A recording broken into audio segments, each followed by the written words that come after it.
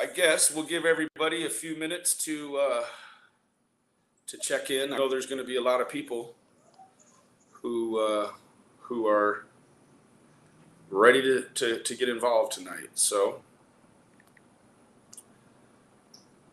We'll make sure we got a couple of mods on. Yes. I'm Absolutely. gonna have to turn Before my we phone even off. start, we want to have that. Yes. Okay. Hello, everybody. I see there's a few more. We're gonna wait till we get a few people in before we start announcing anything. We only want to say it once. What I will say now, hey Stasia, Tanya. There they are. We have the beautiful Money Penny. Hi guys. We got the beautiful one. She's here. Now, do we have any moderators here? Hello, Small Fry. Ruby Ray. There's Ruby Ray. Okay. To our moderators.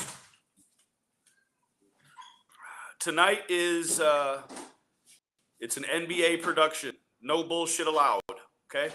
So moderators, if anyone can't follow the directions this evening, they're going to lose access to our portion or our contribution to this investigation. We also are going to recognize. Go ahead, Aussie. I'm sorry. I got a problem. I'm just going to have to log out for 1 second, and I'll be back on the stream in 1 second. I have a problem, Houston. Okay. All right. Oh, shit, I can't even see anything. We got him in a second. All right. I can't see my screen to bloody log out. Bad. Okay. You want me to boot? There she goes. Okay. Yeah, Danielle Colby. We do have a really good video about the Bio family. You'll see that hey, Dougie, Danielle, you will see the picture. The thumbnail picture is a baby's hand, and the baby's hand is doing this. So look for that. It's called Mob Ties. That's the name of the video. Yeah, if Money Penny and we don't get, I don't even know up her sleeve tonight, guys. So I'm not even in. She's on the double agent stuff. Hey, few. Yeah, Danielle, you want to make yourself familiar with that video. It's actually very informative. Very factual. Let me see if Money Penny. There she is. I'm back. Sorry about that. I overheated my cabinet. Apologies. I hope it doesn't happen. I hope it doesn't happen in the middle of our stream. That'll be just tragic because I don't have a backup. So, guys, one of the things that we're going to do before we start this video is we're going to observe 1 minute of silence for little Amari and for Orrin and Orson West this evening. So what I'm going to ask you to do, this is kind of a test, guys. During that 1 minute of silence, pardon me, we want no chatting, nothing. If you chat during the 1 minute of silence, you will be removed, thus losing access to our contribution to the investigation. So please, guys, let's keep it serious tonight, and let's keep it about the kids. There will be moments where we will have to engage some other channels in the way of giving them validation for their participation and contribution to what we're going to be doing tonight as well. So I guess without further ado, are you ready? I'm ready. guys, this will commence the minute silence of all chatter.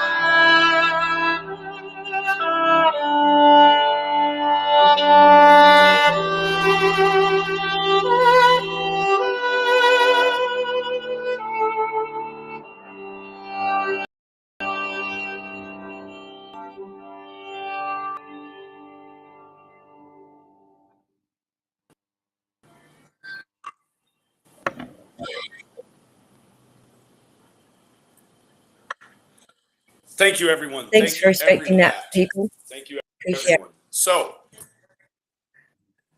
yes, thank you for everyone for that. Now, commence the chatter. All right. What we are going to be looking at this evening and what the topic of discussion will be. Yeah, we're going to look at the timeline. So some information came out that was very helpful for us putting the timeline together. And so we're going to sort of run over that information tonight. And some of it might be a little bit boring and some of it might be interesting. But what I would like to do is just show you guys how I worked out some of the time frames that we didn't have. And then maybe some of the brains out there who are trying to help us work some of this stuff out can have a look at doing the same with the other days that I haven't filled in yet. So it's sort of a joint effort. It's inviting you all to join us in like trying to put the pieces together.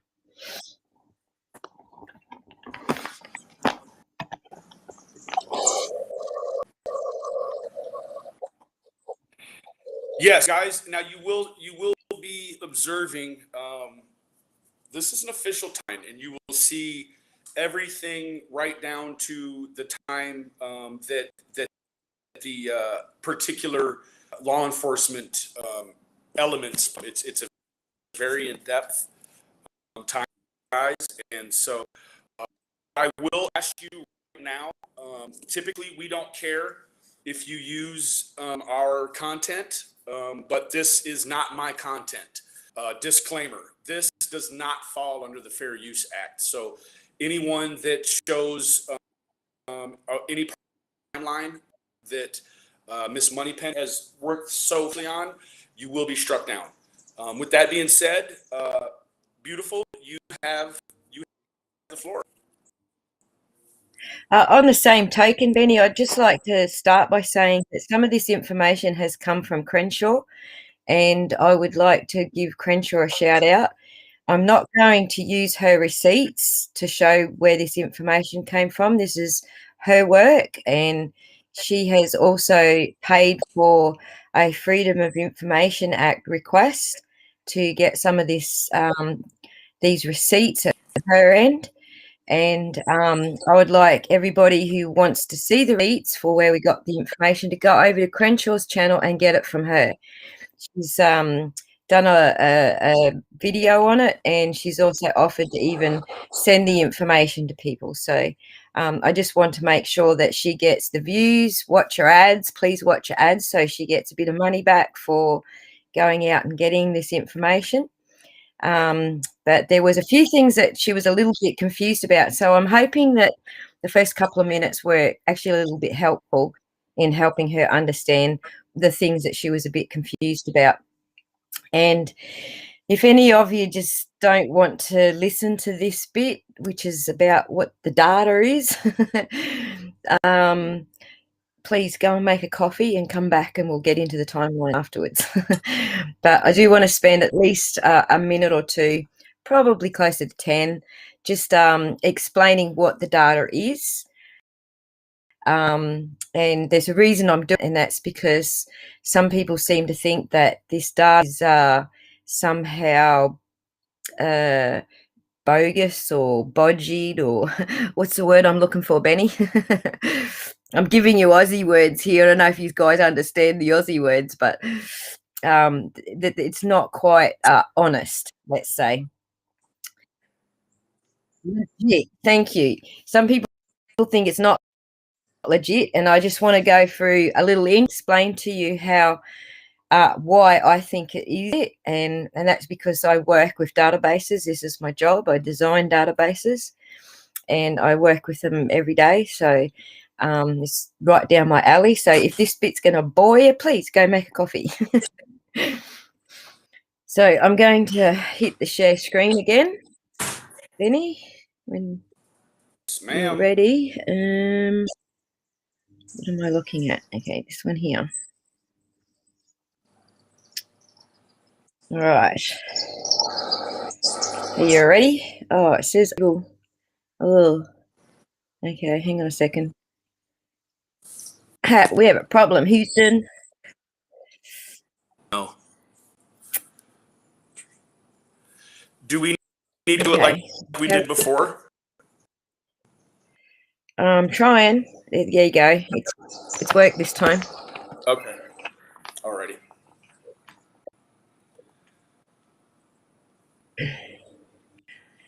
Gosh, I hope I don't overheat. I've actually got a cold pack on my tablet, so I don't overheat while we're doing this. But I don't know how good this is going to work. Yeah, I'm trying to conserve too. Yeah, I've actually got it sitting on a cold pack, like you know what you put on sprained ankles. All right, do you see it? Not quite yet. Oh, it's showing me. Hold on. Oh, I didn't click you in yet. Yeah. I'm so sorry. Thank you. I was trying to do it. Here we go, guys. Sorry. Okay, so guys, this is just a little rundown on what a database is. That's all good. So what we basically have here is when someone wants me to build a database, they'll basically draw things like this and they'll say, this is what we want. Quite often they'll just draw up an invoice, for example, and I've got to design the database at the back end to suit their invoice. And so when I'm looking at information that I want to take from that invoice, I've got to work out the spreadsheets it's going to cover. And so in deciding how we do this, we're looking at one-to-many relationships. And that means, so for example, here we've got John Walker, for example, in our little table workers here. Let's call workers officers, if you prefer. And number one is John Walker.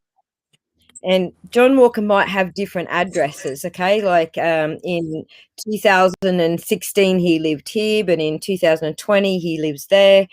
So instead of deleting that field in the database, we want to be able to keep his old address and put his new address in. And we can refer then later, we can come back and refer to where was he living in 2016. So Correct. that way we're not deleting old. So that's a one-to-many relationship. John Walker will have many addresses. And then we've got, in this example here, we've got salary. So, you know, we might have an employee comes in on a probationary salary and then they've worked for 3 months. So they go up into, you know, permanent salary. But we also, again, we want to be able to refer back. When did he come up to this salary? And are we going to put him on another salary? So that's, again, another one-to-many relationship. One person, John Walker, has many addresses, has many salary brackets. So when we find we have actually a many relationship, it becomes a new table. That we do more than one address. So That's what you're looking at here. We have the address column comes over, and if you have a look, the ID for John Walker is number 1. And in the address column, number 1 shows John Walker's address. So I meant to say table, not column. Number 2 is I really can't say it. Michael Black.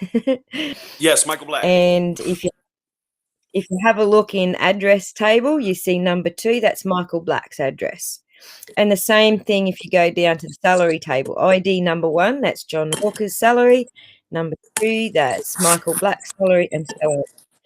So that's the end of my introduction. And the reason that I was doing that, now I have to switch screens. I have to stop sharing. I think I'm new to Restream, so bear with me. I have to stop sharing that screen. And then I have to come back and share. You'll have to bring me in again, Benny, on this screen. And this is the only thing I'm going to show that Crenshaw has at her end. The rest of it you'll have to go to her for. But I'm showing this bit because this is where she had some confusion. So, and the whole idea here is to help her out to understand what she's looking at. Okay, it's ready for you, Benny. Here it comes. Here we go. This is what Crenshaw has gone and got out of her own pocket. So kudos to Crenshaw. If you want to see the full set and what's in it, you have to go over to her channel and have a look at her video on it and watch all her ads so she gets a bit of money out of it. Now, so this is an incident report for the phone call that Trezell West made to the Cal City Police. And so right at the top there, we see the incident report number 201-221-0033. There's a reason I'm pointing that out, because that is our primary ID. As we were looking at the other examples that I showed, there's a little key there that says primary. That's the primary key to these records. And what we're looking at is a snapshot of about 15 different tables in the database, and they're all related to this incident report. We've got I think somewhere like 7 different officers that have been called out to this incident, and we've got a lot of other information that this view of all the tables is showing us. So starting from the top, we're looking at the location. We know it's 10717 Aspen Avenue, and we have the address there. So if you look at the cross streets box, see how it's sort of cut off a little bit. You can't really see cross streets. Melville is sort of cut off a little bit. That's how I know that this is a view from a table. If someone had say this blank form sitting on a shelf somewhere and tried to just type this information in, we would see lots of discrepancies like that. L would actually run over a little bit over that line. It wouldn't be so hidden inside that box. So that's how I know that this has come out of a database. This is straight out of the database. This is not a form that someone has just picked off the shelf and shoved in the typewriter. Correct. So I will probably point these things out as we move down the form, because there's a few others of them. So next row, talking about the incident, and they've given that a code of JUB, which means juvenile issue. That's coming out of 2 different tables. So that's coming out of a different table that's giving us the code, plus another column which gives us the full name of the code. Over here, we've got the call taker and the dispatcher, and they're the same person because Cal City is a small department. Correct. If we were talking about Los Angeles, for example, you might have a call taker who then hands it over to a dispatcher, and those numbers might be different then. But because Cal City is so small, I'm fairly sure they've only got a limited number of call takes. It's probably from a central sort of call location, maybe from Bakersfield, perhaps. I'm not sure. Correct. How it's set up. Maybe Doug's probably got a better idea on how the dispatch is set up there. But this call taker ends up being, it looks like assigned to this case, or the only dispatcher at the office during these hours on this particular shift. But anyway, we'll just go on. The next row is the date, the 21st of the 12th. We know that's when Trezell West rang. The next box over, primary unit.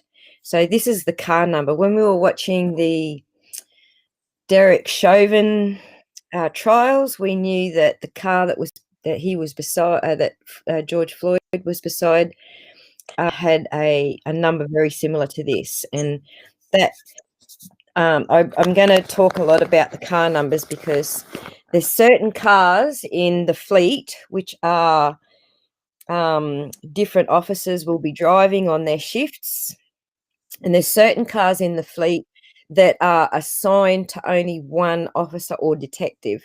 And I've tried my best to sort of I've tried my best to deduce which is which in putting them into the timeline. But in this case, we're talking car A17, which is 2 officers, and that's just a standard fleet vehicle. And we're talking about them being in 10717 Aspen Avenue, being in Area 8 on Beat A. So street beats, if everybody gets the gist of that. So yep. Area 8 is divided up into lots of small parts, and Aspen Avenue falls into this A area. So we all understand what's going on there? Yes. Any questions, audience, students? Okay. The source box was a bit of a complexity for Crenshaw, and so I just wanted to point out that I think W stands for wireless cell tower. I think it was like cell tower E911, yes. Which was designated as, I think, W911 as well. And that was the latitude and the longitude. When you watch Crenshaw's videos, you'll see she pulls up the latitude and the longitude that's on the bottom of this form. And she's a little bit confused about that because she was expecting it to be the location of Aspen Avenue, and it's not. It's the location of the cell tower. Correct. And I'll explain how I came from. Right. And I'll explain how I deduced that a little bit further on. We'll come back to that source box a bit later on so you can see how I actually deduced that. And so we see here that the caller name, next row down, is actually Trezell, not Jacqueline. So there goes that rumour. Yep. Down. Now, when we look in disposition column, this is another hint that we're looking at a database, because we've got 2 things separated by a comma, and that's telling me that it's taken 2 records from a table and separated them on this form by a comma. Correct. And we see the same thing happening down here with associated incidents. So we see 201 to I need to go to the bigger screen, sorry. 201 222 0025, a space, and then 21223 0039, and so on. So that's telling me also that there's another table with records being put together into that box and separated by space. Now, these are all very common things, but the database knows that this incident report is related to those incident reports. So I was talking earlier about a one-to-many relationship. That's a very good example of it, and so is the disposition box. Correct. So moving down to incident times, we have the call was received. So Trezell rang and the dispatcher picked up the phone at 7:41, and converting that from military time, the standard time, that's 5:41 p.m. And so when I have put these pieces of information into our timeline. I have converted them to human readable format and not military. So we'll come to that shortly. So remember that time, because that's going to be the first thing we see over on our timeline is Giselle making a phone call to dispatch at 5:41. And 2 minutes later, the dispatcher decides that, yes, she needs to create an incident report. And so we see the created time 2 minutes later, 5:43. And then 3 minutes after that, I'm talking with Giselle, and she has dispatched Unit A17 to the scene. That's 7 minutes. Correct. Not 45. Correct. Correct.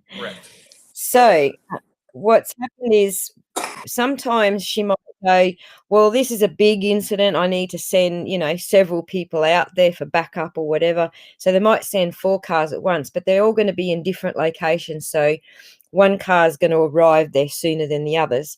It just so happens in this particular case, it is the car that she first dispatches, A17, that does arrive first. That isn't always the case in the other incident reports that we look at. But anyway, so yeah, that A17 arrived on scene at 5:48. Yes. So this closed and received closed. I'll come back to those last 2 bits in the incident times because it gets a little bit complex about what those are actually referring to. So now we just look down at the first row that you can see of the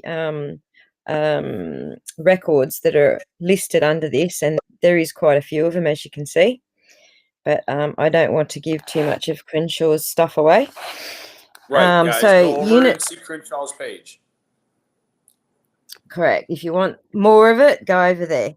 So the first row is just the column headers, and it says unit times officers. Now that times there doesn't mean clock times. That means this unit, this car, has more than one officer in it. So it's multiplied by X symbol. So A17 has 2 officers in it. It's 53303 and 53324. So 2 officers arrive on scene at 5:48 p.m. And if we just jump across all of those columns to the last 2, just for 1 second, so I can make all these other numbers make sense for you. The last 2 columns there are, so the officer, when he's finished, he's done on the scene, he jumps in his car and he types into his little, computer on his dashboard that he's finished at the scene, he's leaving. And then 2 minutes later, the dispatcher comes in and says, yep, you're cleared. So this is accountability columns. This is showing their accountability. So he's not only said, I'm leaving the scene, but the dispatcher has also witnessed, yes, I see you've logged that in, and I'm confirming that you have done that. So we have a little bit of accountability happening there. Right. So if you see that he's done it at 6, right, so that what we're talking about in those, how many hours he was on scene. These are not times, these are hours on the scene. So from his 1746, oh sorry, that's dispatch, 1748 to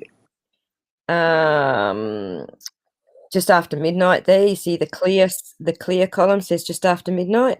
That is 6 hours and 22 minutes and 59 seconds. The dispatch has taken 2 minutes to come back and clear him. So she might have been on the phone, or he might have been on the phone, or whatever. So there's that little bit of time discrepancy there. So it takes this guy, it takes the car, A17, 1 minute and 54 seconds to get on scene. That's not very long. Incredible. So he must have been, yeah, he must have been very close by. Very close. Are there any questions about what we're looking at here, just to clat, and I'll move to the timeline? Anybody doesn't understand? tell us now or forever hold your peace. Or forever hold your peace. Your P's and Q's. All right. I think everyone's caught up, sweetheart. I'm not seeing any questions in the chat, so coolly. So we'll move now. Let me show you how I converted it all into human readable format. Whoops. Better start there. All right, we're ready for you. Bring us in, Eddie. Okay. Oh. Come on, stop slipping everywhere. Right. So here be's the timeline. Can you move black? Yes, this portion does not fall under private or fair use, guys.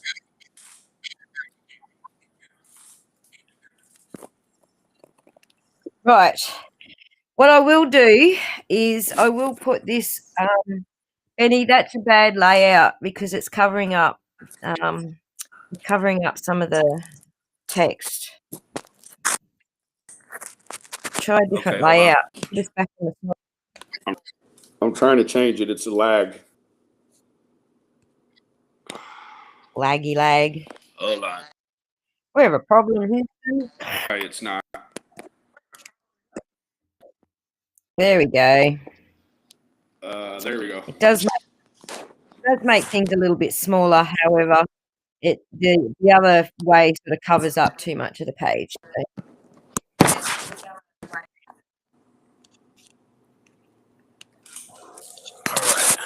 All right. What are we looking at now?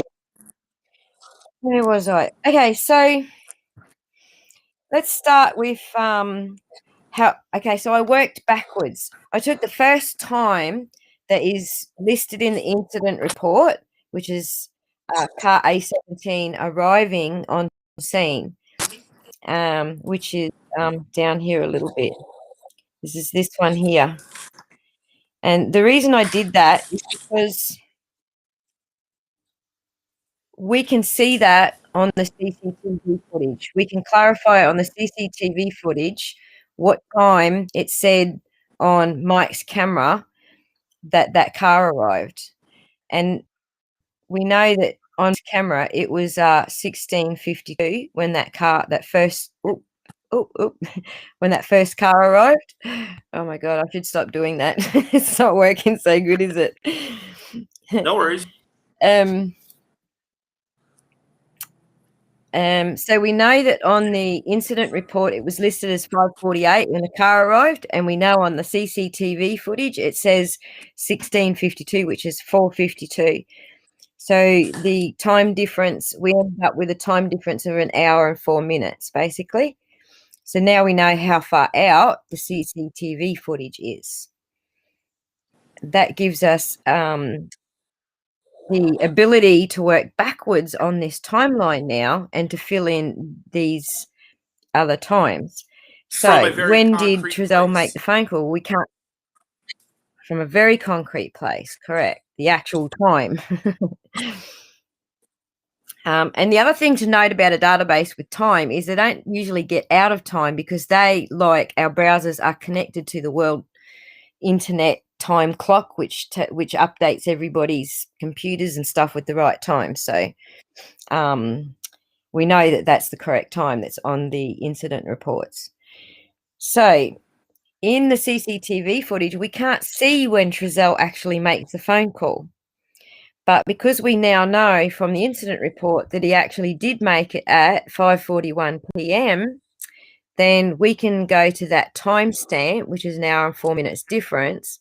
And if you want to go back and look at A. Watchman's videos and find that timestamp, 6:45:20, that is when Trizell makes the phone call.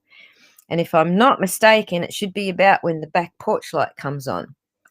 And that's significant because Left Undone's video says this is when he starts looking, not way earlier when everyone else goes, oh, he must be standing there just like he's not looking.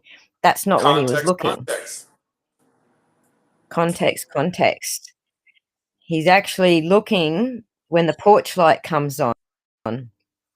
And so, going back from when the porch light comes on, we've got him searching in the van. Oh, sorry. I've got this in the wrong order. 5:17 is when the porch light comes on. Just before 5:17, sorry. I just went backwards on you. Sorry, everybody. I'm talking about this spot here now on the CCTV, this one here. But anyway, Catherine's video also shows us that, that's when the kids run out the gate at I think it's 16:18 or 16:20. I can't remember now. I should have written that here.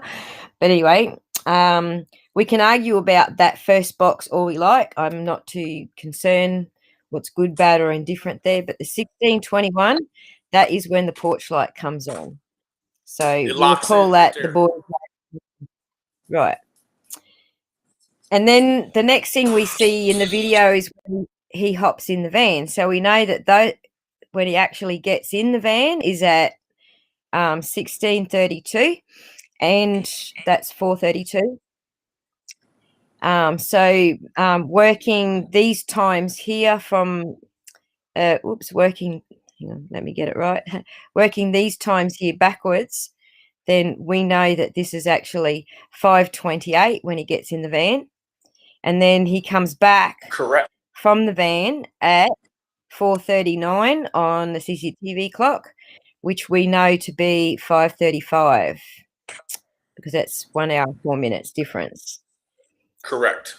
So that's how I started with what we could confirm on the CCTV and the time gaps on the CCTV in minutes backwards, basically. So that's how I worked out what these particular times were up here. Now we know that those are correct. Now we know why John Walker said the CC corroborates Trezell and Jacqueline's story, because it does. Once you realise how far out the CCTV is. Now, if Mike had connected his CCTV to the cloud, his time should have been correct, or he hasn't selected the right time. He's not selected the right time zone when he's done it or something. I don't really know because I've never connected one to the cloud. So something's happened there when he's made, he's either not connected to the cloud. Excuse me. He's either not connected to the cloud or he has selected the incorrect time zone when he did. Well, I know from talking to Roy and Mike that it was not saved to the cloud because Roy, he asked Mike if we could get a copy of it, and Mike said that he had already deleted it from the DVR. Yeah, there you go. So it wasn't on the cloud. If it had been on the cloud, that timestamp would have been correct because it does the same thing. It actually will update from the world clock on the internet, basically. So, what am I up to now? All right. So we know that 58. Or no, wait. We're up to A22. 548. Yes. Well, hang on. Let me just finish this car A17. Right, with the first two officers, they actually remain on scene for 6 hours and 22 minutes. And that's the last column on the incident saying that they'd been on scene for 6 hours and 22 minutes. And I think some people actually got confused over on Crenshaw's live because they were saying, well, that's not correct. That can't be a time. Well, it's not. It's actually a number of hours that they were on scene. Correct. Yeah. So, and I double checked that by their on scene time and their leaving the scene times, and it does add up to those last columns. So They're a visual representation. They're not actually stored in the database, those how many hours on scene. Oh, the other thing I was just going to point out, those number of hours on scene, that's to do with payroll. So if these Exactly, guys are cutting a check. jimmying this data, right, if these guys are jimmying the data, then they're ripping off the federal government who pays their income, because this is their payroll. This tells them how many hours they put in each day for each shift. The view that we're seeing is an incident report. But DOJ, for example, will go and get another view, say, well, how many hours do we owe this officer? How much overtime did this officer do? Correct. Maybe later, if they see a discrepancy, they go, oh, maybe he's done some overtime. Let me just check that. So there's another view again of the data. So there's a lot of different information that's on that incident report that's related to other views of the same database. So that's why I don't think that it's so easily manipulated as other people seem to think it is. Correct. Now, moving on to the next time slot, 5:51 and 5:52. So the third car arrives at 5:51, and that is A22. And the fourth car arrives at 5:52, 1 minute later, and that is L2. Now, I think L2, just from what I've been, because I looked at all of these incident reports, which I don't want to do here for the sake of Crenshaw keeping that for her viewers. I think L2 is actually the chief's car or lieutenant a car, detective. maybe? Yes.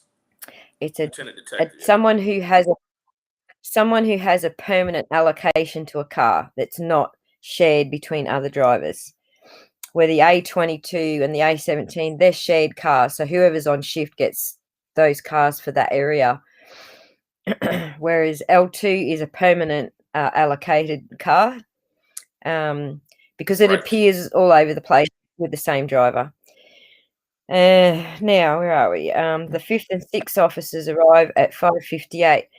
So, we've got 5:48 to 5:51. That's just a couple of minutes when these next up cars arrive. Oh, another point about third and fourth officers arriving at the scene. The timestamp on the CCTV. The timestamps. Don't be silly. The timestamps on the CCTV are there, and they it's very hard to see that two cars arrive, because what happens is A22 arrives and his headlights are pointed directly at Mike's camera. And so we get making it hard to see white the car. There's this whole white glare on the camera screen, so we don't actually see anything but this whole white glare. But if you look very carefully, you can see the flashing lights. It looks like two cars there, and their lights aren't quite in sync. They're, the red and blue flashing lights. Yes, the flashing lights. Yep. You can see that. We talked about this before. Yeah.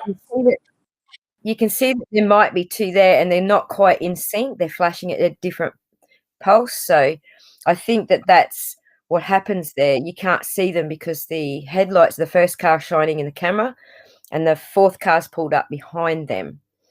So the rest of the cars we don't see on camera, because these first two officers in A17, they've already gone off searching. Third officer, he's already gone off searching. I think he drives around the lot on the other side of the house a bit before he takes off. And the fourth officer have already left before he does that. So they're all out there now in the neighbourhood searching after the 4:55 time slot. And then a fifth and sixth set of officers arrive. Now, I don't think they actually go directly to the house. I think they run into these guys out searching, driving around the neighbourhood. And we get that confirmation from Rayshawn. If you want to go and check Rayshawn's channel out and give him some views while you're at it, he's uploaded some information there on his channel. There's one where he's talking about staring out the window. He gives us the actual time where he sees all of this activity, all these cars driving around, this activity going on. And he says it's between 6 and 7 p.m. So the CCTV doesn't go forwards in time past, third and fourth officer arriving on the scene.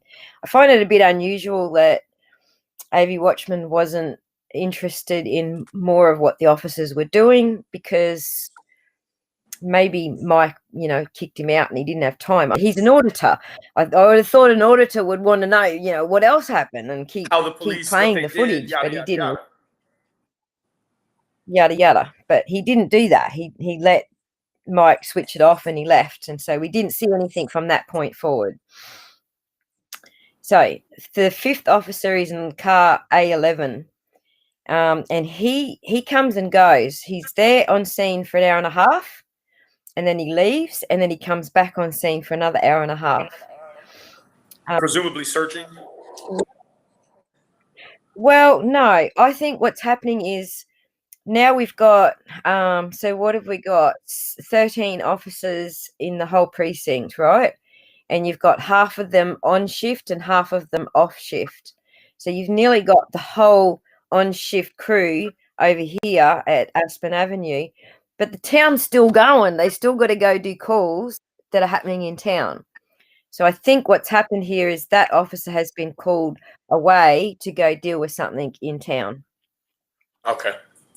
That makes sense. We see this happen with, car down a little further, that I'll discuss that one because I think that one was slightly different. So he's on, so A11's on scene for, I think it might be 2 hours, and then gone for a bit, and then back for the remaining 3 hours or something like that. T30 remains on scene for 6.5 hours. He doesn't leave at all. Now at 6:33, we have 2 detectives arrive at the scene. I know they're detectives because their vehicle is called V60, but their ID number is also V60 and the passenger is DC. So I think those are detectives. They arrive at 33 p.m. There's nothing on the incident report that tells me they're detectives, just the allocation of the vehicle and their primary ID numbers just are different to the other officers, who are 533, 303, and so on. So I think those are actually detectives. 1 minute later, we have a 7th officer who arrives, we presume, to assist with the search. So this is car number A24, and this one's interesting because I think this might be, he's on scene for an hour and a half, and then he leaves for a few minutes, and then he comes back for another hour and a half. I think he went to get the dogs. I'm not sure. Yeah. I'm just deducing that, but I think he went to get the dogs. I think that's 6:47. Right. So 6:47, we've got 3rd and 4th detectives arriving. Again, this vehicle is V51. It has 2 officers in it with our primary IDs of V51 and D51. So the V51 is the vehicle number as well. The D51 is probably, I don't know, like deputy or something like that, like assistant detective. What do you call the next guy down, detective? I'm terrible with those rank and file sort of titles. But anyway, moving on to law enforcement releases description only Nixle. So we got this as a screenshot. We know that came out at 8:06 p.m. No names and no photos. A description only. And because it was only a description, the media decided not to publish it. And they have actually written that on their website. KGET's written it. They've got a little timeline sort of rundown as well. They decided not to publish that one. They published the next one. Okay. And that's verified by Nixle recipients have sent Benny and Doug screenshots of that Nixle, and it doesn't have any photos or names, correct? Correct. Right.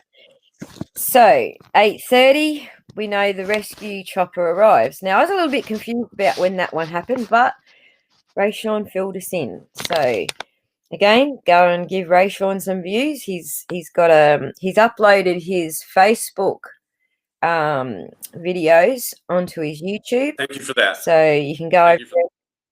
Yep.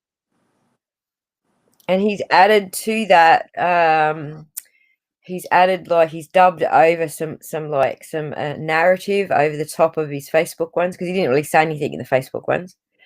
But what he's added to his YouTube ones has given us some more times. So we know that we see the helicopter. He shows us, he flips the camera up a couple of times and shows us the helicopter. But in his narration on YouTube, he tells us they're out there at about 9-ish, between 9 and 10 there, doing this. And so that helicopter had to be in the air well before they were out there. So I've put that around the 8:30 sort of ish time. It might have been there earlier than that, but at the moment, that's the time I've got. If anybody else is on scene and knows differently, we know there's a few of our viewers that actually were on scene. So if you were on scene and you know when the first helicopter ducked in, please do tell us and we will update that time. I've just got an ish there because I'm not 100% sure. On the video that I don't know, was it Rayshawn or was it Christina posted some video? I think it was Rayshawn's page. Rayshawn's Facebook page, he talked or he was videoing without saying anything. You could hear other people screaming for the boys, but what you also hear is a helicopter overhead. And I want to say that it was what time Doug knows, because he's in that thread of talking right now. Yeah. Yeah. Well, yeah, Rayshawn actually said. Hold on one second. Keep that train of thought. Chat. I understand. I know who Vanessa is. Now, Vanessa, if you're listening, I know that you know them. And believe me, this live is for the West. Okay, let's just get that out of the way. I'll give you the kicker now. Okay, this timeline tightens everything up on West, making it almost an impossibility. I don't want to say impossible, but almost an impossibility. Okay, so Miss Vanessa, please just come back and just listen appropriately. We are not hating on Trezell. No one in here is doing no hating on Trezell. If they're in this chat, then they probably are on the side that we are all on, and that is unbiased and in support of the West. I'm sorry, Moneypenny, for that. That's all right. Keep going. Do what you got to do. That's I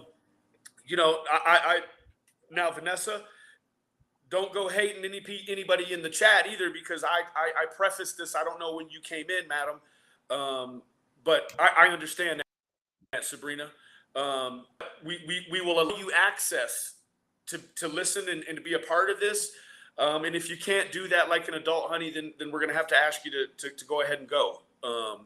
So I understand that she was, Ruby, and we just, this is in half of the West, guys. If this is too much information for you and you want to jump out of your body and into your ego, the moderators have my permission to respect and protect this chat and all this information. So with that being said, Miss Moneypenny, I am very sorry for that. Please continue, madam. Absolutely. I don't know. I would just like to add to that what we're doing here is we are corroborating the times that we've got from the incident reports actually corroborate Trezell's story. They don't prove he's lying. They prove he's telling the truth. That everything they said at the interview was absolutely true, including the cops were there all night. We've got the cops there all night. Absolutely. We're not up to that. We're not up to the end of the night yet, but we've got the cops there still, and we still got them arriving at the moment. So it absolutely does corroborate Trezelle's story, and this is why Chief Walker said it corroborates Trezelle's story. So yeah, we shall continue. Where was we? All right, yes. So the community search starts at around 9ish. We got that sort of, I think, partly from Jamie and partly from Rayshon. We know that Biomum was tagged on the Facebook live stream while the search was going on. So that live stream was actually a camera, someone's phone trained on the house where all the police were coming and going. But the Rayshon was out with the searchers out in the paddock doing something different. So this Facebook live stream that we're talking about, they weren't searching, they were watching what the cops were doing and filming that.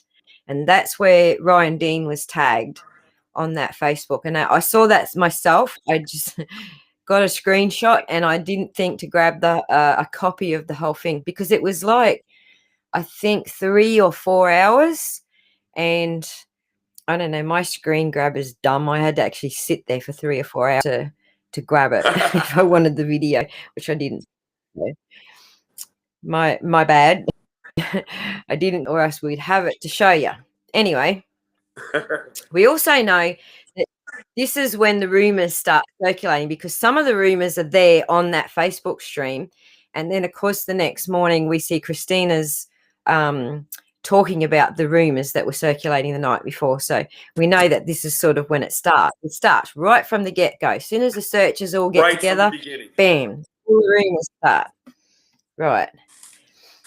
Okay, now I'm not 100% sure that this is when the dogs were brought in, but I've popped it in there. If someone else seen the dogs going in there, we know, as I said, a couple of your viewers were actually on scene. If they saw the dogs going in and they know what time that was, please do tell us and we'll update that time slot. But I just deduced this because car A24 leaves for a few minutes and then comes back. And so I'm assuming just from that little bit of activity, and he was only there he was only back for an hour and a half, and then he logs out and goes home. So you can't keep the dogs on. Right, you can't keep the dogs on scene for 9 hours, or how was it, 5 hours and 6 hours? A lot of them were there for. So that sort of tells me that he must have had the dogs in the car and had to get them, back out again. So, and this is where we find out the dog loses the scent at the door. And so, move on. The last time entry we have for the 21st is the police release an updated Nixel. So 11:22 is when the names and the photos came out. So how is it that back here at 9 o'clock, the searchers are running around calling out the boys' names? How did that happen? How did anybody know? How did anybody know to tag Biomum there? So Jamie had said the cops leaked the boys' names, but Biomum doesn't know their adopted names. She's been severed from them since the court said, right, we're adopting them out, you're severed. And the adoption happened after that. And she hadn't seen them since then. So she doesn't know what their adopted names are. Somebody there knew both of those pieces of information, and I very much doubt it was a police officer who said it.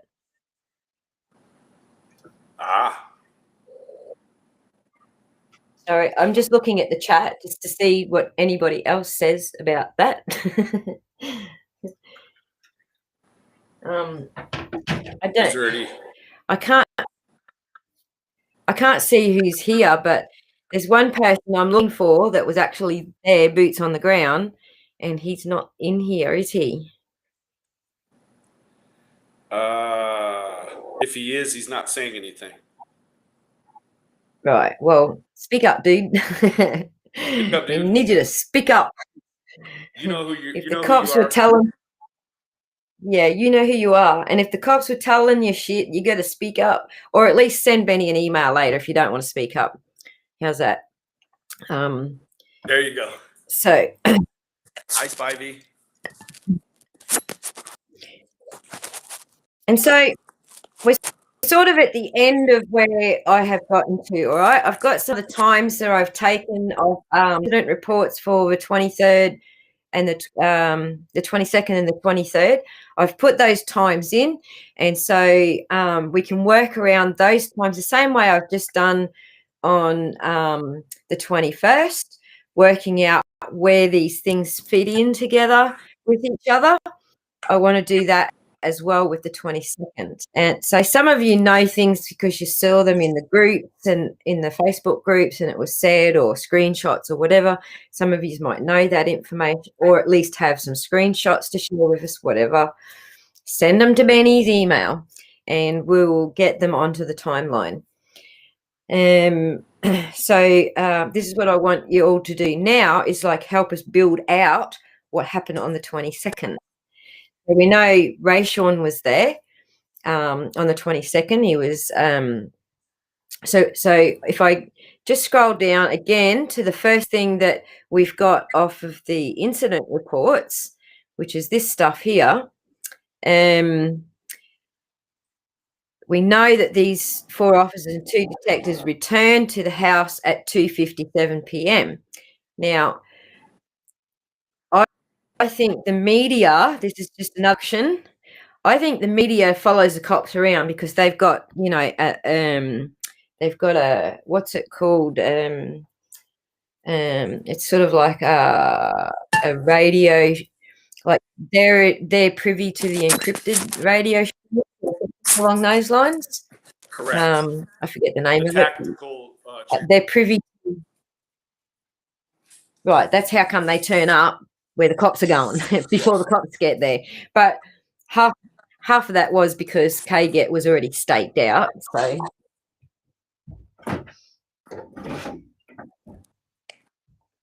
yeah, so where was I up to? So yeah, that's a wild guess that the mainstream media sort of started arriving around 2. If anyone knows better, please do tell us, and we'll change that time. But that's just my little deduction there, because we've seen on Rayshawn's video, it sort of starts. It starts when there's no police there and they all go knocking on the door and stuff, and then his next one sort of shows there's 2 cops out the front. So we know that those 2 videos are somewhere sort of in this period where the mainstream media is arriving. That's also on Raystream's videos.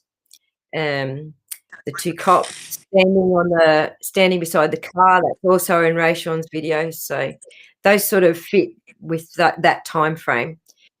And I'm just going to say, Benny, if I'm allowed to, you could have been wrong about AV News Crew being there at 7 a.m. Okay. The reason I say that is because now I know where Rayshawn's videos fit into this time slots, and I look at the shadows in Rayshawn's videos, they're sort of almost the same as AV. So I'm putting him there sort of a bit closer to midday-ish. But it's also winter, so the sun's a bit lower in the sky, remember? So it's casting a midday shadow, casting a longer shadow than it would in summer, which is a direct straight up and down shadow. You get what I'm saying? You got me. I don't know if I have or not, but go and have another look at Rayshawn's, because he's uploaded them. Go and have another look at Rayshawn's and just rethink, the time of the year, because I'm pretty sure the sun's low in the sky. It is here, but I'm in the hemisphere. What the hell happens up there in the northern hemisphere? I have no idea. I could be wrong. But I know that, like, at midday here in winter, the sun is shining on. It's lower through the trees, because I've got trees around my property, whereas in summer it's directly overhead. And I get no shade at all. So that's midday.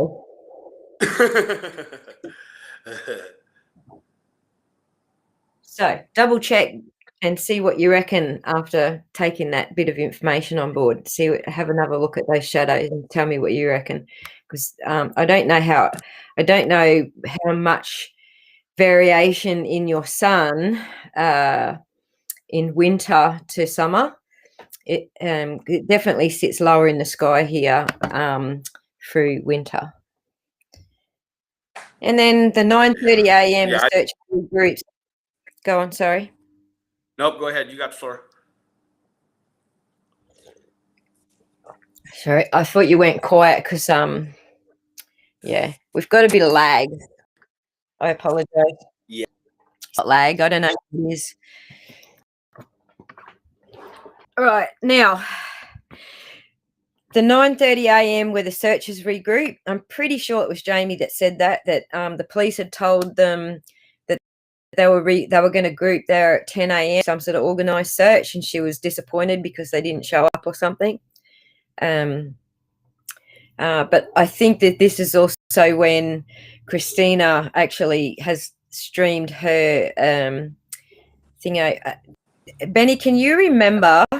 Because I haven't gone back to look yet, but did Christina show the cops in her stream when she was gossiping?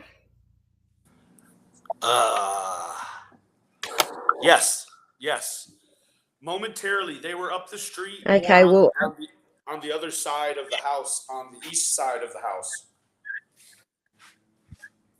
Right. So that could be a slot that goes down, because we know that they don't come back until around 3 in the afternoon. And I think I had said to you that Facebook stamp put them closer to like down here at 4. The Facebook timestamp. Yeah. So I think that's where that's sort of happening. Yeah. So yeah, anybody can do any deducing about these time slots or what else has to go, please do so. So 3 minutes after all of these 4 officers and 2 detectives come back, 3 minutes later we've got 2 more detectives and twisters, and these are all the same vehicle numbers that I mentioned on day 1.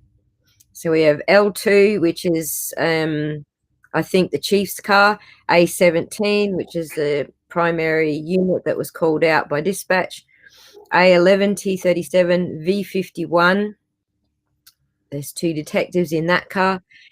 And then at 3:08, we've got 2 more detectives in V60. They are V60 and D60. And yes, 2 more officers, one in each car, A22 and A25. A25 is a new car on the scene. A24, this is why I think A24 was the dogs, because he's gone now. He doesn't come back into the picture on any of the incident reports. So that was another hint that it might have been a dog guy. Okay. At 4:04, we've got this officer here. Now, again, I don't know. This is someone different again. See, we got AC1. That's his car number. This is someone different again. He's not showed up on the 21st or any other day in the incident reports. It's just this one, and he's only there for 3 minutes, and that's it. So that one I'm stumped on. I have no idea what the hell that's about. I mean, why would you even log 3 minutes? Yeah, I don't know. He must be desperate. He must be desperate for a paycheck to log 3 minutes, you know? Yep. I don't understand that one, but that's certainly an odd car number. It's not like any other patterns that we're looking at. So maybe it's from Bakersfield. I don't know. I really don't know. But anyway, that officer pops in for 3 minutes and leaves again. He might be picking up. It might have been one of those vans actually picking up the evidence. Could have been. Exactly right. Yeah. I didn't think about that till just now because, yeah, they are actually there on the 22nd, bagging the evidence, aren't they? Yep. I'm pretty sure that was the 22nd. So yeah, by 9:56, all the officers pack up and leave. And important to note that at this point, they have bagged and tagged everything, including the chalk. The chalk is no longer on scene. And it's not because it had any DNA on it, it's because that's part of the story that Trezell and Jackie told them. So it's part of the evidence timeline. Right. So there was no chalk left behind there. It was something that they told the police. This is what we were doing. The chalk was part of that story. The chalk was removed from the crime scene because it's part of the story. And so when chalk turns up later, it's not because those kids were out there playing with it, because that chalk happens to be bagged and tagged at the crime lab. Absolutely. I'm fairly certain. So I'm just going to stop for 1 second. Any comments here that we need to catch up with?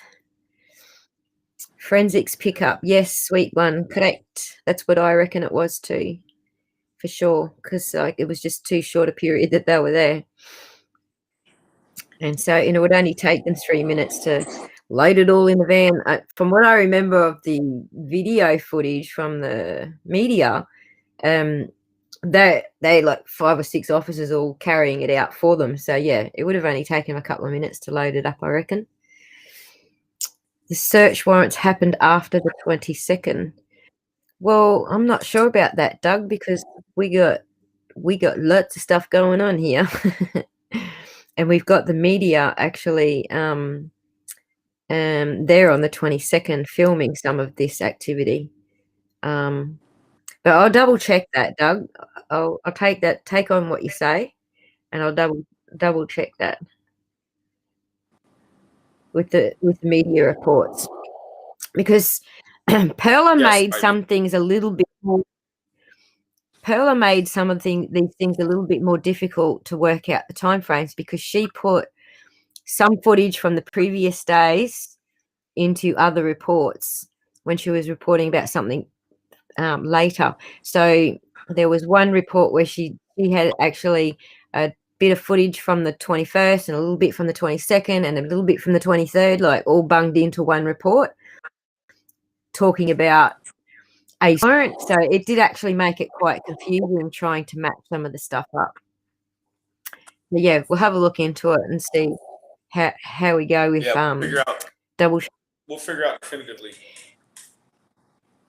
Yeah, bear in mind, I only got these numbers day before yesterday, or the night before.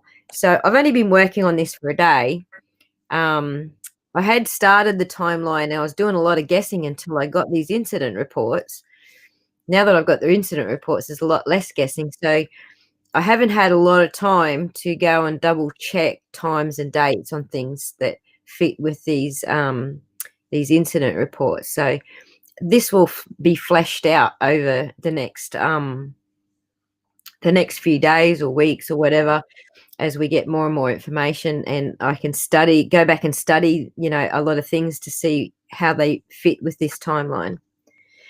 And the last part of the time, I'm not going to go through it by step. Again, we just started with when the first officer dispatched back to the scene. We start from there and we move backwards. We know, Bio Mum turned up 45 minutes before anyone else. She said that herself. I think the West interview was before the police turned up, because there's no police in that interview that I can see. And these guys hang out. About that last night. Correct. This one here, I will point this one here out, because this one's this is significant. This is just going back to what Doug just said.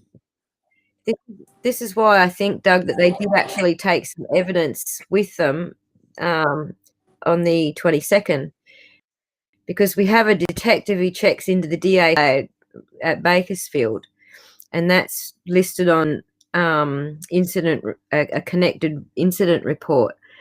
And I'll just do a quick look-see on that one. Okay, so this is the report. Oh, I'll do a quick look-see. Hang on. Okay, Benny. Hang on. We'll chuck this one up. 5.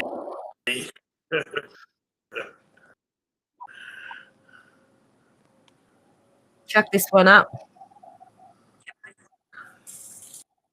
Gotcha. Here I come.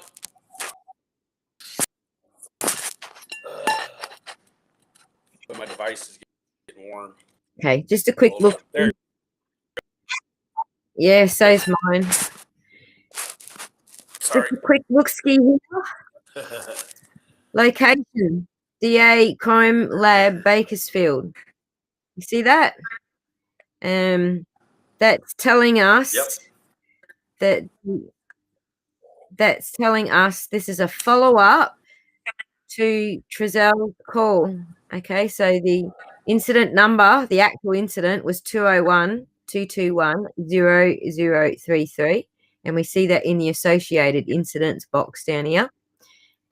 So we know it's connected to that, and he's going to the DA Crime Labs field. So, and it's the 23rd. Right. So a lot of these fields are not filled out for the simple fact that it's connected to the original incident report where Trezel rang it in. All that information is connected to this, so they don't need to fill out all those fields. This is something that Crenshaw had a difficult time understanding why a lot of these fields weren't filled out, and it's because it's connected to this other incident report. Right. And I'll just the primary incident report, which ends in 0033. What was I going to point out about? It's a follow-up. There was something else on this page that I needed to point out. Oh, source. Okay, see the box that says source, and here it says O? That, I think, means officer. So if you look at the received, look at the incident times, received at 16:44, created at 16:44, on scene at 16:44. So he's actually at the office and comes from an office phone. He's rung it. He's rung the dispatch and said, like, I'm at the DA Crime Lab checking in. Yep. And he ends up staying on scene he ends up staying at the crime lab for nearly 5 hours. So puts in a hard day's work there. So that's why, Doug, I think that there was evidence taken on the 22nd, because now we got a dude spending 5 hours at the crime lab on these incident numbers.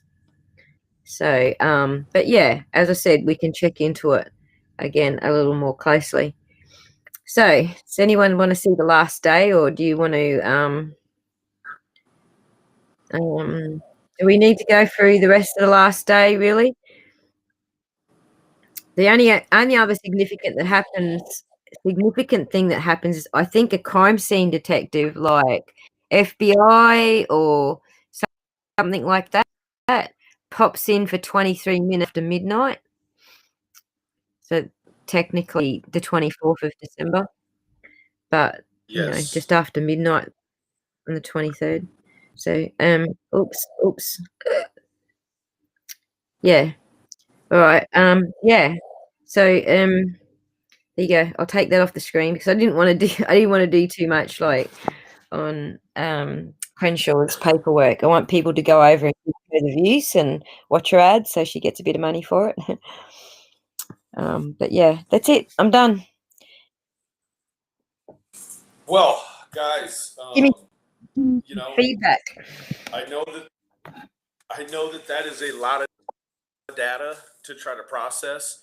So I encourage everyone, you know, to go ahead and check out the replay.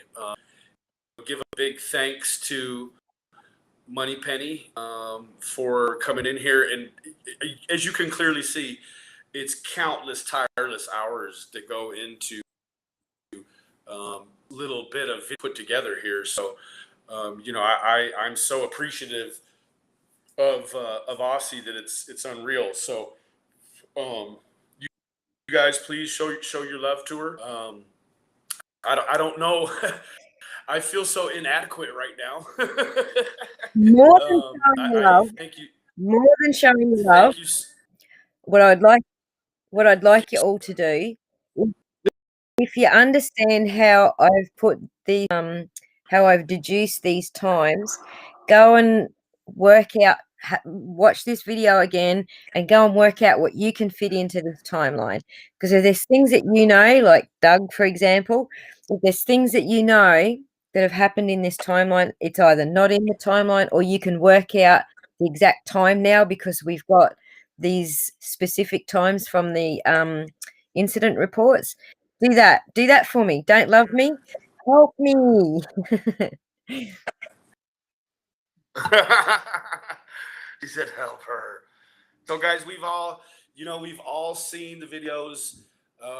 We've all got. I hope if we're still all together, at this point, that we all have a greater understanding, probably than most, because we don't just lightly brush over. We dig the gut out of it. If you guys want to help with the 23rd, again, the criteria for that is to comment in the video below, and we will make contact. If you want to leave that portion of information right in the comment, we also would ask that you put a timestamp, some sort, so we can kind of jump right in and be associated with what we're looking for. I know that there's still information out there. Sleuthen, just to answer your question, send it to Benny because his email is already public. And yes, thank you, Gulf Coast girl. Lovely. Send it to that email address. If you got info, send it to that email address. Now, if Benny can't process it, he'll forward it to me. Or if he can process it, he'll go check it all out and whatever.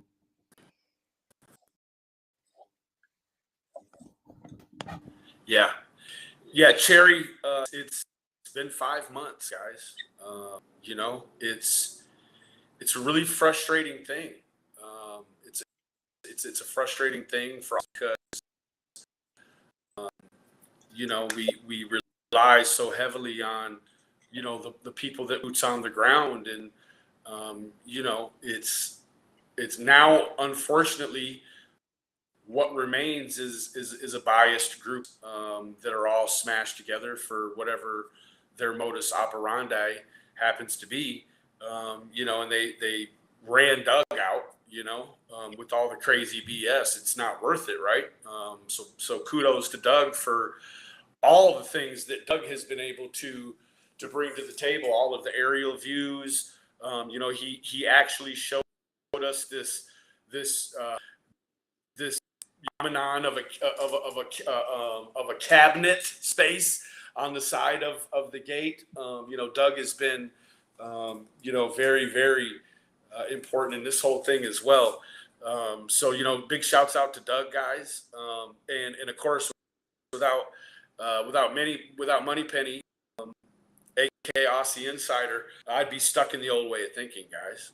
That's been the real gift to me, that's going to make me in other cases besides this one. And I hope that base team that's been here and stuck around through all the turbulence and everything. I love you and I appreciate you all individually. For those that I have a personal connection with, we speak as often as it allows.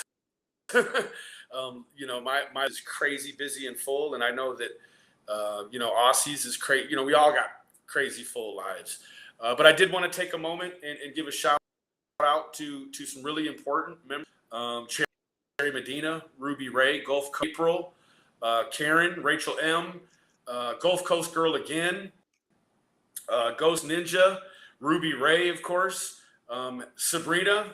Go ahead and email me back. Sleuthen, thank you, sweetie.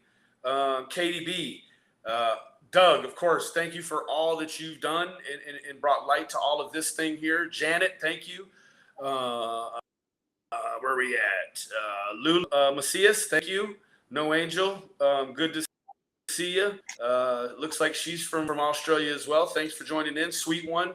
Spivey, big shout out to Spivey. Spivey has been, one of my very strong influences and moral compasses in all of this thing. And so, I also am a product of the shaping of Spivey's hands. So, Spivey, you've been instrumental. Gulf Coast has been instrumental too. I'll tell you, Gulf Coast is she's found a trigger, y'all. Benton Blue, don't know you, but thanks for joining in. Ghost, bro, thank you for everything that you do and you've done. You know how we do. I don't have to say too much more than that. Thank you, sweetie, for becoming a member. I didn't thank you the other day. So many of you, and I think I covered the core. Hey, Small Fries, where are you going, girl? Bring that ass here. Thank you for being a part. So guys, I do want to give a big shout out to Ghost. Ghost has been invaluable in some of the details in really, I want to say, operations that have transpired behind the scenes of this thing that really nobody knows about. And I'm not even at liberty to talk about them. But I will say he's been in the seeking of justice for whoever is involved in this tragedy, this situation. So big shout out to Ghost. A lot of you guys know Ghost from the comments. Want to ask everybody, pray for Ghosts. When you're putting in your to your specific higher power, pray for those boys, pray for Armari, pray for Taylor, pray for you got to pray for your enemies. It says that you should pray for your enemies the same thing that you want, so that be a sense of calm and a sense of peace, and and then we can navigate this thing successfully, right? So say a prayer for Ghost and remember, police. And who? We need to support the police. Like, they're the ones who are doing the legwork. We're just sponging off them, really. We're getting their information and sponging off them. They're the ones doing the legwork. They're the ones doing the outs and the surveillance and working out who's connected to who. Totally. Hey, real life, thank you for being a part. Thank you. Sharon, thank you for showing up. I so many people out there. Been an instrument. Sweet one says CPS found out that the first foster was allowing unauthorized visits with biomom and moved the kids to the west. That's what I deduce as well. Because at that point they were still in just foster care. They moved west, and then the court proceeding finished up, and Miss Dean lost rights to her children totally. So this again, guys. You have to support the West at this point. If you support due process and you support being a red-blooded American, guys, you or a red-blooded Australian. Thank you, Sherry Ann, babe. That's my second mom from Canada. You have to keep you have to follow the trail. Forget the money, right? The money and the criminals are the same trail.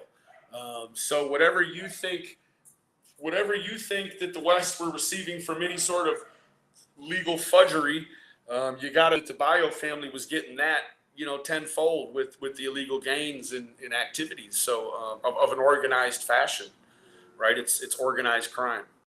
So follow the Crips, follow the trail of Crips, guys.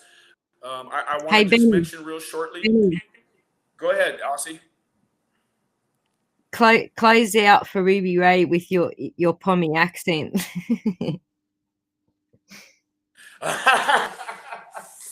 All right. Yeah, I'm gonna close it out. So for more updates in true crime or anything related to crime, join Benny Keys the Unit. Also, I would like for you to subscribe to Doug. No thanks if you have not. I've had a little bit of cannabis, so it's not quite as rare and rich as it was before. But I think that everyone gets the point. You know. Hey, Aussie put it earlier. When she called me on the Discord, I answered, but I sounded like Prince William, and she was like, "Hold on," she thought she had the wrong Discord. I thought I had the wrong stream. I was like, "Who the hell stream is that?" I put a dash of Tasmania in it, so it's very passable. And it's got a little bit of Paul Hogan, Crocodile Dundee as well. So that's not a knife. This is a knife. All right, guys. Well, thanks to everyone. Benny, Hood tried it actually. They already know what I'm talking about. You know what I'm saying? You understand me? Spivey, man. Where you from, man? Go on ahead and tell it just now, man. You understand me? Connect the dots, man. Let me see what you got, man. What you working with, man? He said, no thanks, as he can barely do the Caucasian voice. Bro, that's because, you're part Jewish. Which brings me a point. My lovely Money Penny. I just scratched the surface on the issue that's happening on the Gaza Strip and in Tel Aviv right now, guys. And it's a real situation. We're not going to bring politics into it, but what I would like for everyone to do is to pray for Palestine. Pray for all the freedom fighters on both sides. Pray for anyone that's been by a presidential sort of, I don't even know what you call it, because I sit at home and I watch Amen, Gaza. Benny. Let me tell you, I'm walking out too. I got distracted with all that beautiful Mexican. Okay, guys. So if you check out Reuters, Reuters is a UK, and please, Money, correct me if I'm wrong with any of this. It's a UK driven, theology-based media outlet that shares kind of a congruent view with the States, with America, and the Five Eyes. Now you have Al Jazeera Arabic, who is filming from the Palestine. And what I am amazed at is the complete, utter these live streaming since the conflict began. But if you only watch Reuters and you're not subjected to anything on the Arabic side, you have absolutely no idea of the scale of operation that's going on over there. You're a biased American fueled version of their idea of what's happening on the Gaza. And it's absolutely and utterly distinct. Because if you go watch Al Jazeera Arabic live, go watch Al Jazeera live Arabic, and look at the skyline, and you're going to see a whole another side of that situation. If you're not even really informed on what's going on between Israel and Palestine, you need to get, because it's what you're going to go over there and look at is every time the sky lights up with these missiles and they hit the ground, they are dying, and 9 times out of 10 they are innocent Palestinian children. That's what you're not hearing. Reuters and everyone else is going to tell you these are the deaths of freedom fighters, and that this weaponry and this armory is it's heavily filled, and it's hitting the the assumed target. They are hitting children. They are hitting innocent Palestinian children. They are murdering Palestinian children by the dozens every day. Absolutely. Right now. So can I interject? That's all I have to say about that. I would advise you all to go and check out. I advise you all to go and check out Richard Medhurst on YouTube if you want to understand the situation from a non-biased perspective. The two sides that Benny's just told you about are the two extreme sides, and Richard Medhurst sits right in the middle, and he'll give it to you in pretty much Benny sort of terms. He swears a bit. If you don't like Benny swearing, then don't go see Richard Medhurst. I do think he's trying to curb that at the moment, but we'll see how long that lasts, because he does get very passionate. He is as passionate as Benny is. I subscribe to.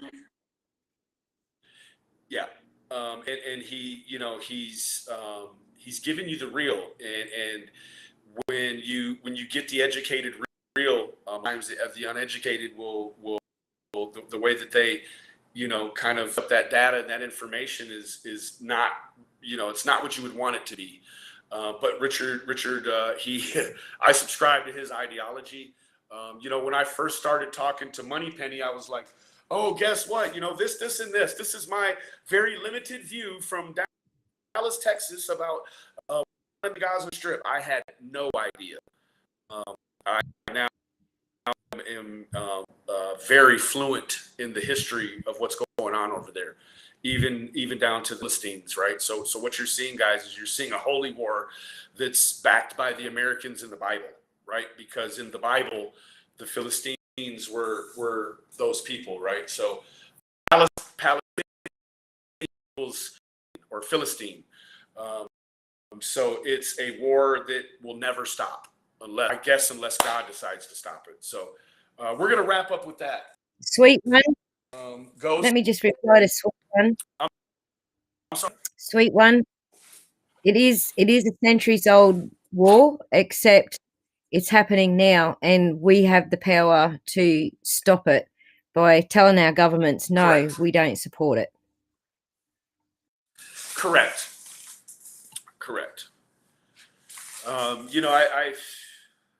I swear, I don't know. It's just a very strange thing. So, and it's a very sad thing. It's a strange thing that in these times America might back something, but get involved in Vietnam. It shows and I will tell you this: America is the only place that we call it the Vietnam War. Everywhere else in the world, they call it the American conflict.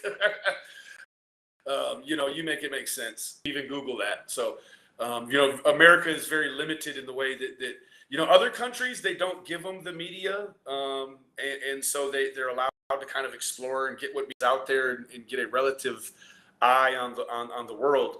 America, however, we are all blind sheep. So, with that being said.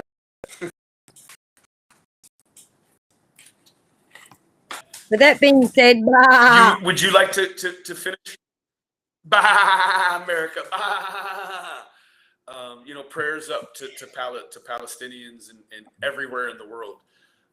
Because I'll tell you what, when I initially started watching Arabic side conflict, I said to myself, and I said even to Moneypenny, I said, wow, there's a lot of terrorists on YouTube. And then once I was fluent in what was going on over there, actually, I went back over there and saw those same people still in there, still crying and screaming and fighting for their countrymen who are being murdered. I saw them in a whole different light. So pray for Palestine right now. Pray for the Israeli soldiers that have been led astray and bamboozled as well, and that fight in the name of a holy war that's not biblical. So, guys, with that, Moneypenny, you want to close anything, love? No, I'm good. Thanks everyone for listening to me babble on for so long. I hope it was educational, and I hope that you all can help us finish the last couple of days out on the timeline. There you go. There you go. This was extended to everyone before, and now what you're seeing now is actually the finished proof of concept of what Moneypenny was able to reduce her next together. I certainly would like to be able to Penny lighten the load on what remains. So, guys, the core team, you know who you are. We will get together here tomorrow, and we will get out basically the assignment, what we're looking for, and then we'll cut everybody loose. So, if you happen to know already portions of the time in the comment section, again, put the link and the timestamp it if you would. So I guess with all that, we're going to clear out for the night. Prayers, everybody. Let everybody else have prayers for the boys, and hope they're alive. We want to just keep them in mind that someone has them and is looking after them. Prayers for everybody and prayers for the boys. That's it. And if you're boots on the ground and you want something, you need a. Holy cow, there's the hugest frog I've ever seen hopping right up behind me. Scared the shit out of me. If you're boots on the ground and you want a mission and you don't really bother taking criticism, go look on the bio side. Shake a tree, find a kid or two. Love you guys. Love you, Moneypenny. Love you all. Bye.